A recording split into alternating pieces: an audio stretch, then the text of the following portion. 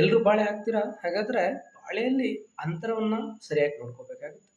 ಸಾಲಿನಿಂದ ಸಾಲಿಗೆ ಎಷ್ಟು ಅಂತರ ಇರಬೇಕು, ಗಿಡದಿಂದ ಗಿಡಕ್ಕೆ ಎಷ್ಟು ಅಂತರ ಇರಬೇಕು, ಯಾವ್ಯಾವ ತಳಿಗೆ ಎಷ್ಟೆಷ್ಟು ಅಂತರ ಇರಬೇಕು, ಈ ಒಂದು ವಿಡಿಯೋದಲ್ಲಿ ನಿಮಗೆ ತಿಳಿದೋಗುತ್ತೆ. ಮೊದಲನೇದಾಗಿ ಪ್ರಮುಖವಾಗಿ ನಾವು ಈ ಬಾಳೆಯ ತಳಿಗಳನ್ನು 3 ವಿಧಾನವಾಗಿ ನಾವು ಡಿವೈಡ್ ಮಾಡ್ತೀವಿ.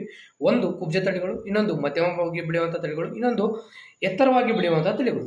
ಈ ಒಂದು ಕುಬ್ಜ ತಳಿಗಳು ಏನು ಬರುತ್ತೆ, ಜೀನೈನ್ ಇರ್ಬೋದು ಅಥವಾ ಕ್ಯಾವೆಂಡಿಶ್ ಇರ್ಬೋದು, ಇಂತಹ ತಳಿಗಳಿಗೆ ಸಾಮಾನ್ಯವಾಗಿ ನಾವು 1.8 ಮೀಟರ್ ಇಂಟು 1.8 ಮೀಟರ್ ಅಂತರವನ್ನು ನಾವು ಕೊಡಬೇಕಾಗುತ್ತೆ.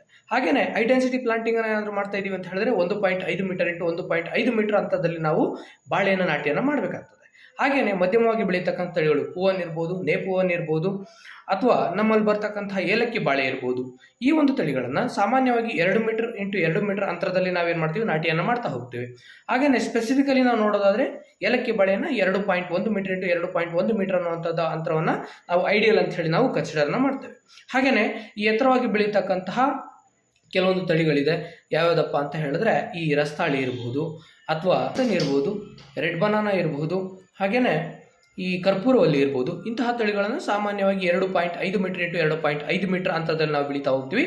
ಹಾಗೆಯೇ ಅವುಗಳಲ್ಲಿಯೂ ಸಹ ನಾವೇನಾದರೂ ಹೈ ಡೆನ್ಸಿಟಿ ಪ್ಲಾಂಟಿಂಗನ್ನು ಮಾಡಬೇಕು ಅಂತ ಅಂದ್ಕೊಂಡ್ರೆ 2.1 ಮೀಟರ್ ಇಂಟು 2.1 ಮೀಟರ್ ಅಂತರದಲ್ಲಿ ನಾವು ಬಾಳೆಯನ್ನು ಹಾಕೋದ್ರಿಂದ ಉತ್ತಮವಾದಂತಹ ಇಳುವರಿಯನ್ನು ತೆಗೆದುಕೊಳ್ಳೋದಕ್ಕೆ ಅವಕಾಶ ಇದೆ. ಧನ್ಯವಾದಗಳು.